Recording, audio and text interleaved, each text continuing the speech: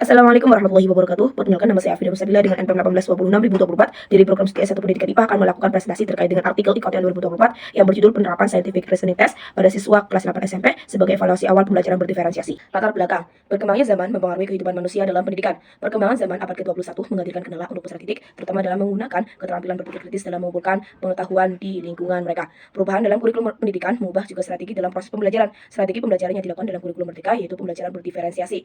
Pembelajaran berdiferensiasi mengacu pada instruksi yang menyesuaikan dengan kebutuhan unik pada peserta didik. Permasalahan yang sering terjadi pada pembelajaran berdiferensiasi yaitu ketidaksesuaian antara tingkat kepemahaman peserta didik dengan konten yang diberikan oleh guru. Penilaian pembelajaran pada peserta didik juga dinilai kurang mengembangkan minat dan kemampuan mereka dalam penerapan ilmiah.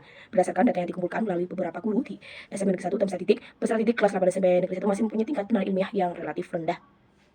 Itu dibuktikan melalui tabel pada perolehan skor responden analisis kebutuhan pada bagian keminatan literasi sains itu mempunyai nilai 46% di bawah 50%.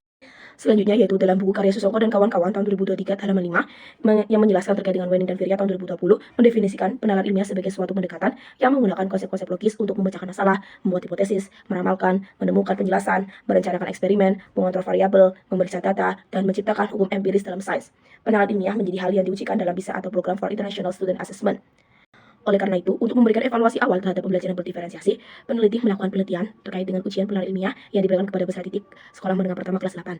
Keterbaruan dari penelitian ini yaitu menciptakan instrumen baru untuk siswa SMP kelas 8 dan menganalisis kemampuan penalaran ilmiah mereka sesuai dengan tingkatan Wenning dan Virya, yaitu ada tingkatan rudimentari, basic, dan intermediate. Hal ini memungkinkan hasilnya untuk digunakan sebagai titik awal pembelajaran berdiferensiasi. Dan untuk tujuan penelitiannya yaitu untuk mengukur validitas tes dan mendeskripsikan profil penalaran ilmiah pada siswa kelas 8 SMP sebagai evaluasi awal pembelajaran berdiferensiasi.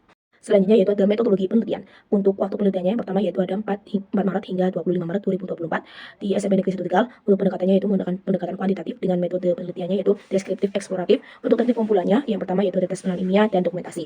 Untuk analisis datanya, untuk menjawab yang pertama mengukur validitas tes, itu pengukurannya mencakup terkait dengan validitas isi, validitas psikometri, dan validitas konstruk. Untuk validitas isi dan psikometri dilakukannya pada seorang ahli, dan untuk validitas konstruk dilakukannya pada aplikasi RStudio. Untuk yang mendeskripsikan profil penalaran ilmiah, bahwa teknik analisis datanya itu menggunakan penskoran manual Microsoft Excel berdasarkan hasil jawaban peserta didik, di mana rumusnya yaitu P sama dengan B per N dikali 100%. Selanjutnya yaitu ada hasil dari validitas isi. Validitas isi ini dilakukan untuk mengukur seluruh materi pembelajaran. Proses kegiatan ini diukur oleh ahli dalam bidang terkait dengan tes penalaran ilmiah. Yang pertama yaitu ada validator Ibu Yuni Arfiani, MPD, dan Ibu Muriani Nurhayati, MPD. Dengan hasil penilaian bahwa pada validator pertama yaitu Bu Yuni Arfiani, MPD, memberikan hasil persentase sebanyak 88,6%, sedangkan untuk Ibu Muriani Nurhayati, MPD, sebanyak 75%, sehingga rata-rata dari skor keseluruhan validasi isi sebanyak 81,8%. Selanjutnya yaitu ada hasil dari validitas psikometri. Validitas psikometri ini mengukur terkait dengan ahli psikometri atau pengukuran pendidikan.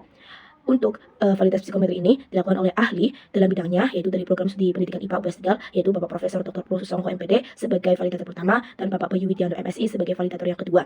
Untuk hasil dari Profesor Dr. Pro Susongko yang pertama yaitu sebanyak 81,6% dan dari Bapak Bayu Widianto sebanyak 83,3%, sehingga rata-rata yang dihasilkan memperoleh 82,45%.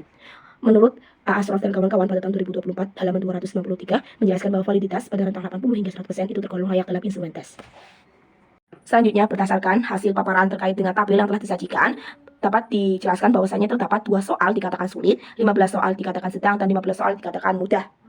Berdasarkan tata tabel yang telah disajikan, bahwasannya terdapat 2 soal yang dikatakan tidak fit, yaitu pada nomor 23 dan 24. Pada penilaian ini, hasilnya yaitu terdapat 1 peserta didik dari 252 peserta didik yang hasilnya itu tidak fit atau dia itu menyimpang terhadap tes penalaran ilmiah. Selanjutnya yaitu ada uji unit benchmark test, yaitu menggunakan aplikasi SPSS 25, memberikan hasil bahwa terdapat 2 faktor atau terdapat 2 komponen yang dominan sebagai tes penalaran ilmiah sebagai asesmen awal pembelajaran berdiferensiasi kepada peserta didik, yaitu pada nomor 10 dan 11. Hal ini dikarenakan pada nomor 10 dan 11 itu pada digambar dijelaskan bahwa terlihat untuk yang 10 dan 11 itu titiknya lurus dengan angka 1, agent value-nya lebih.